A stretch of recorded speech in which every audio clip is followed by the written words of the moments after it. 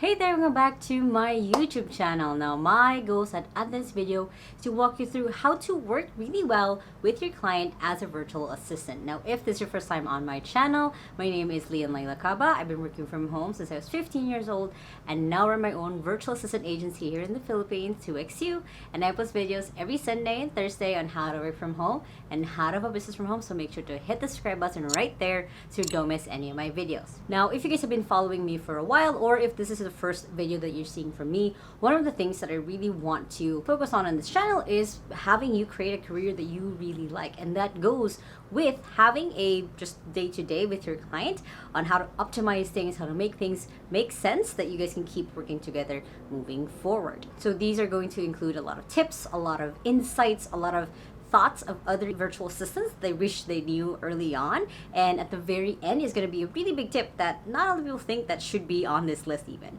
First up is communicate clearly and often. So what I mean by this is when you're not able to communicate clearly and often. So one of the things that we set up in 2XU with our clients is right off the bat, within the first 90 to 120 days, so first 3 to 6 months of working together, they're able to have a daily sync. Now, a daily sync is one of the ways where they can check in like, hey, are we on the right page? Are we looking at the same thing? Do we have the same priorities on what's supposed to get done in the business? Again, one of the ways why a client VA relationship fails is that they don't have the same picture of where things are going in the business. You might have a different priority, your client has a different priority. When you guys meet up, nothing actually gets done. So you want to make sure that you've built that back and forth with your client, that you're able to even over communicate, of just let them know like, hey, I was able to do this, I was able to do that. Keep in mind that as your client goes through their day, they're super busy, especially if you guys are on different time zones. So just updating them on what's happening, asking them questions, showing them what you've done, showing them what you've learned is going to be so helpful for them to keep in mind like, oh, okay, things are running here as I'm running the whole business. This part my VA already has taken care of. You want to develop that sense of calm, that sense of like, okay, I know where things are at because my VA has been able to communicate that clearly with me. Speaking of clear communication, one of the things that would be really amazing for you and your client to develop is just having clear goals and expectations. So this goes with communicating really well because you want to make sure that, again, you guys are on the same page on where the company is going and what they can expect from you and what you can expect from them. This goes into what are skills that you need to further develop, what are the things that they need to provide you to enable you to work in the best way possible, and basically just keeping in mind that your client can't read your mind. Just because for you something is super obvious, something they should just understand how it works, doesn't mean that they know and understand how it works. One of the things that we developed in 2XU is something called an OKR. Nothing really new, but we just have a tracker using Notion where we track what are the key objectives that we want to make sure that the assistant prioritizes and what are the key results that will show that they've prioritized this. So for example, let's say for my own assistant, one of her key objectives is making sure my inbox is clean, and the key results is when we go through our daily syncs ourselves is that things that are on my inbox are things that I should be reading, or she's already had drafts written up on what I should be responding to, or it could be just making sure that nothing that's on my inbox when I open it at the beginning of the day is something that's junk or something that shouldn't be there in the first place. So again, it's going down to making sure that you guys know what the other should be doing, having that clarity back and forth, and not just having it be one-sided where you know what you're supposed to be doing, or the other way around of they know what you're supposed to be doing and you have just kind of going blindly in the dark. Next is, as you guys have your communication set, as you guys have already gone through the goal setting and expectation setting, is to make sure to create a routine. Now, what I mean by routine is that there's some way for you guys to know, again, when to work on different things based on what you've already communicated. So what I mean by this is, what's the daily routine for you guys? When you guys have the sync, what's a checklist that you guys are going to go through to make sure that every single part of the business is actually covered? What is something that you can do weekly, that every single thing in the business is covered monthly, quarterly, yearly, so on and so forth? But it's a way for you to see and not have things fall through the cracks. And for you as well as a virtual assistant, you need to create your own routine of how you start your day and how you end your day. At 2XU, one of the things to recommend is at the start of your day, when you start working, you send your client like, hey, these are my top 3 priorities of the day.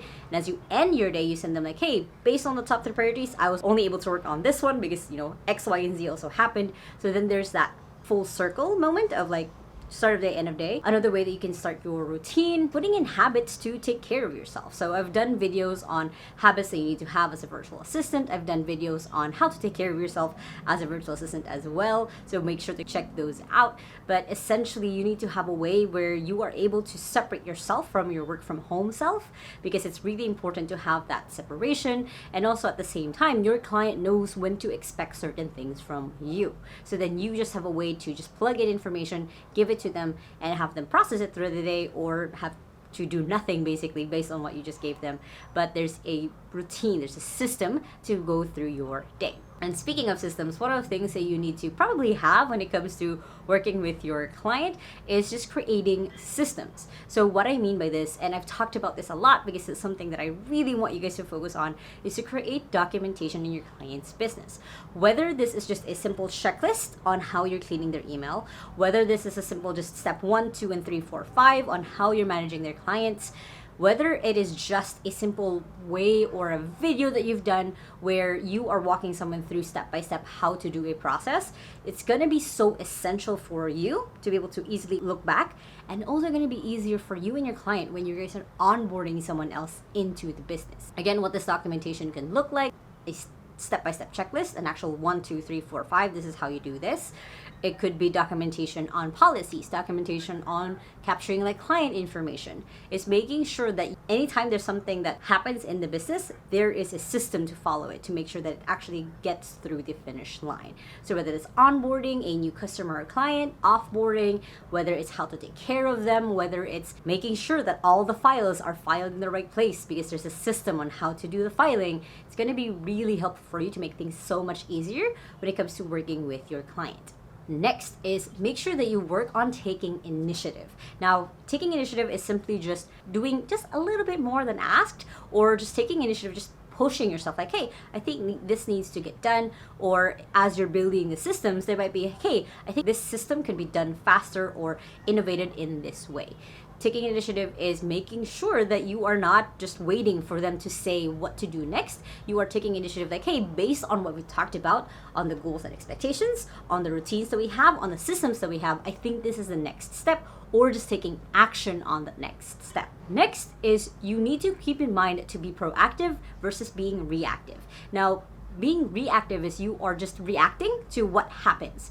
Proactive is you are already anticipating that something will happen, so you're already doing either you're fixing it, you're removing the bottleneck, or you are doing something to better prepare for it. A really good example of being proactive is, let's say you're looking through your client's calendar and you see that there's going to be like a 10-minute window between one big meeting that they're doing and there's another big meeting that they're doing. It's just a 10-minute gap.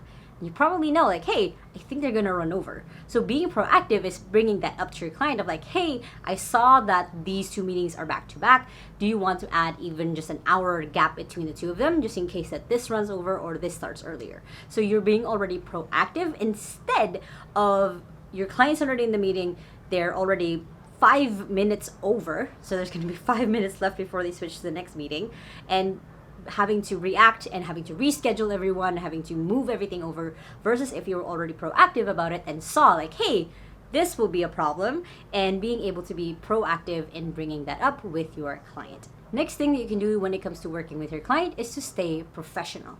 Me speaking as a client, as much as we want you guys to be friends, to build that relationship, there really is that need to stay professional still when it comes to working with your client. Because as amazing it would be to be really friends with your boss, there needs to be that level of respect, that level of like, this person is taking care of me and I'm helping take care of their business. So taking care of me in monetary ways, in fulfilling my goals or giving me training, and the same time for the client of like, this person is helping me run my business. So there has to be that level of separation, that degree of separation where you do have to keep in mind like, yep, this is work. This is the mindset of getting into work, making sure I get this and this and this done, and I ask this and this from them. So having that knowledge that nope, your boss isn't really your friend. They can be a work friend. You guys can have a good relationship with each other, but it doesn't have to go beyond them being your emotional support or you being their emotional support.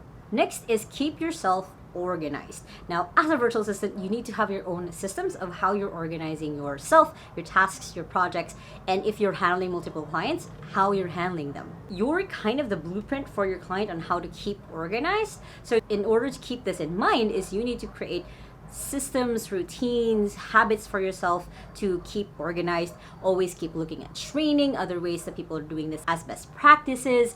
What are different ways that you can keep moving and growing, that you keep yourself organized despite whatever your client throws at you. Another tip to work with your client is to set boundaries. Like I was talking about earlier when it comes to just staying professional, when it comes to setting boundaries is don't just say it to your client like, oh yeah, I'm available 24/7. That's gonna hurt you and them when they can't reach you 24/7. If you are not available at a certain point and they still message you, you don't have to feel that you have to reply, especially if you've already communicated with them like, hey, I'm going to be off on this day.